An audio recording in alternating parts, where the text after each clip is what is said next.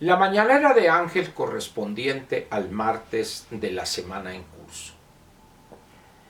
Quiero comentar con usted algo que, observando y tratando de llegar a algunas conclusiones estos últimos días, quiero compartir eso con usted. Lo primero que quiero preguntarle es esto. ¿Había vivido usted lo que hoy estamos enfrentando antes? No sé cuántos años tenga usted, 40, 50, 30, 60. ¿Recuerda usted durante esa vida, que puede ser corta, quizá menos de 30 años o ya juventudes acumuladas, diría el clásico, 55, 60, 70 años o más? ¿Recuerda usted haber vivido una situación como esta?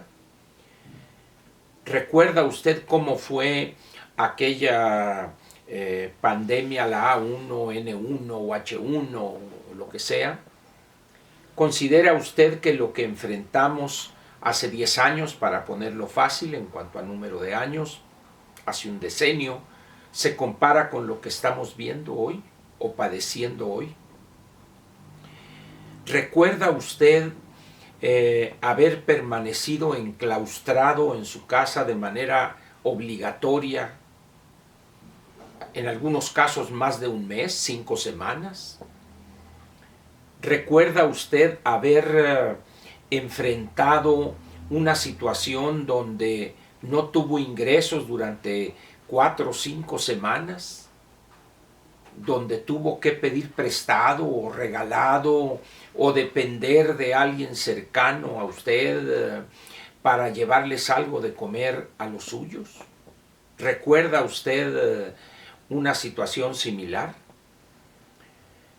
Yo pienso, sujeto a su mejor opinión, que al menos en los últimos, no sé, 5, 6, 7, 8 decenios, no habíamos vivido en nuestro país, al margen de la edad que tengamos, una situación similar. Hoy hay áreas de la actividad económica que tardarán años en regresar a la normalidad previa a esta pandemia. El caso de las aerolíneas, por ejemplo. Algunas de ellas van a quebrar, si no es que ya están quebradas en este momento.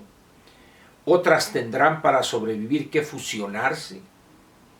No sé cuál de las existentes o fantasmas de aerolíneas se irán con Aeroméxico, o si en un determinado momento se juntará Volaris con Viva Aerobús o lo que queda de Interjet. Y así podríamos analizar áreas de la actividad económica y llegar casi a la misma conclusión. ¿Cuántos de los grandes restaurantes, lo que llaman los clásicos fine dining, dicen, o sea, los restaurantes acá picudos, pacamajanes, cuántos de esos van a sobrevivir una vez que en un mes o dos recuperemos la, entre comillas, normalidad?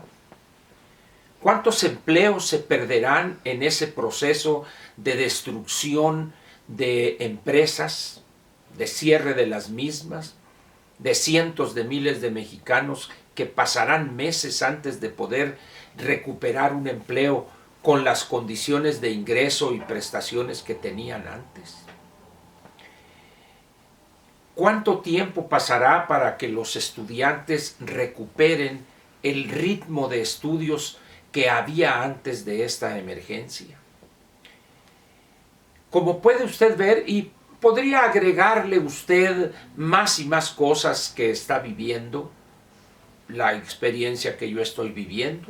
Yo lo recuerdo, por ejemplo, a excepción hecha de los casi 4 años que pasé en Lecumberri, yo no recuerdo haber estado enclaustrado en un lugar, salvo los dos semanas que me tuvo la Federal de Seguridad secuestrado en una casa de seguridad antes de entregarme a la Procuraduría General de la República. en la calle actual, y así se llamaba antes, de Valerio Trujano, donde hoy están las instalaciones del SAT. Ahí eran los separos de la Procuraduría General de la República. Es decir, pero no recuerdo una situación como esta. Y lo peor de esto es el regreso a la normalidad, no solo en cuanto a la movilidad de las personas, al trabajo, sea formal o informal, sino a algo todavía más importante, a los niveles de comportamiento de millones de mexicanos y a la actividad económica en general.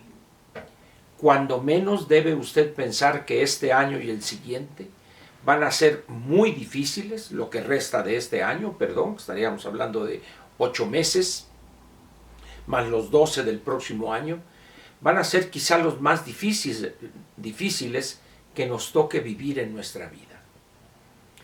No va a regresar México al crecimiento como afirma López. Esa es una mentira.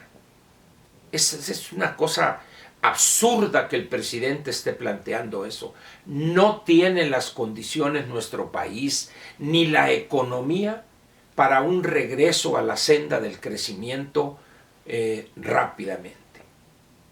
Eso va a significar un gran sacrificio para los mexicanos que nos ha tocado enfrentar esta situación. Frente a ello, sorprende la ligereza casi criminal de un presidente que se pone a sembrar arbolitos en el jardín de la parte trasera de Palacio Nacional, que se exacerba, para decirlo en palabras claras, se molesta a la menor provocación y se lanza en contra de un medio impreso, el Reforma, o lanza sus invectivas en contra de los empresarios o de los fifíes, etc. Es un hombre que ha perdido la serenidad obligada en todo jefe de Estado. En esas condiciones, ¿imagina usted las consecuencias de estas últimas 4 o 5 semanas y quizá las 4 o 5 u 8 que nos faltan todavía en esta situación anómala? Afortunados son los que todavía hoy tienen un empleo y tienen un ingreso. ¿Qué va a pasar con los que disfrutan de eso que hoy sería un grandísimo privilegio dentro de 3 o 4 semanas? ¿Lo conservarán? ¿Qué va a pasar con esas pequeñas empresas? Leía el otro día de una señora que se dedica a lo que llaman la costura, que tenía el problema de haber elaborado creo que 15 o 20 vestidos para una fiesta de 15 años y no se los habían pagado y ahí tenía los vestidos y los que los ordenaron le estaban exigiendo que les regresara el anticipo. Y así como eso se encuentra usted cientos de miles de casos de personas que trabajan en la informalidad. ¿Y qué hace mientras tanto el gobierno? Pues feliz, feliz, feliz está el pueblo y ya pronto vamos a regresar a la normalidad y ya veo la luz allá que es la salida del túnel. Lo más seguro es que sea un convoy, un ferrocarril a toda velocidad y nos aplaste. Pero tiene ventajas esta pandemia. Así como nos ha dañado en muchos aspectos de nuestra vida cotidiana, tiene también ventajas. Nos ha permitido darnos cuenta en un tiempo relativamente corto la catadura moral de quien nos gobierna, la catadura moral de quienes a su alrededor hacen todo para satisfacer las ocurrencias y desatinos del Todopoderoso. Es inconcebible cómo en estas condiciones no hay quien se atreva a decirle: Señor, hay que detener esa locura de Santa Lucía, Dos Bocas y el Tren Maya e invertir esos recursos escasos por lo demás en enfrentar este problema de salud. Decían que desde enero nos estábamos preparando y ahora hasta Los Pinos van a poner como si fuera un internado ahí de chamacos, camas para meter ahí a los médicos o a personal médico y paramédico de hospitales.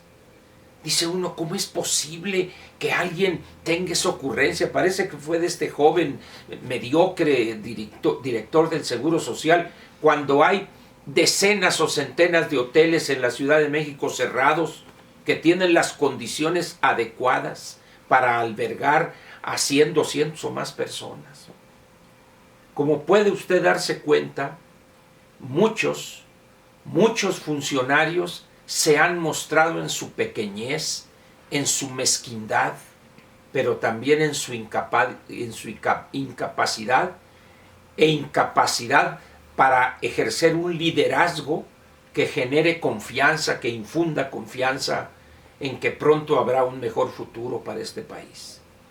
Se han mostrado como lo que son: pequeños, mezquinos, incapaces, cobardes e ignorantes.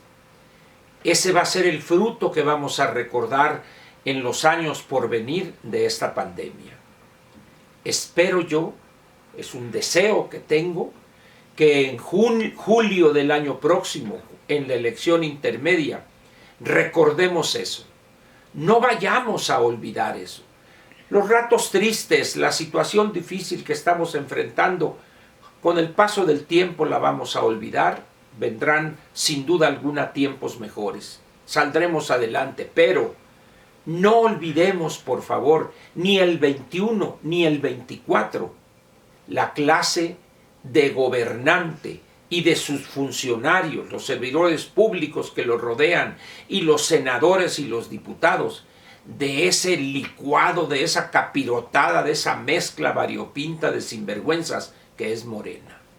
No lo olvidemos, y con nuestro voto en julio del 2021, a la hora que nos entreguen la boleta y crucemos nosotros ahí con el crayón que nos proporcionan, crucemos cualquier partido, el que sea, excepto Morena, porque han exhibido hoy, en estas últimas semanas y en las que vienen, una mezquindad, una incapacidad y un importamadrismo que es un gran peligro para México.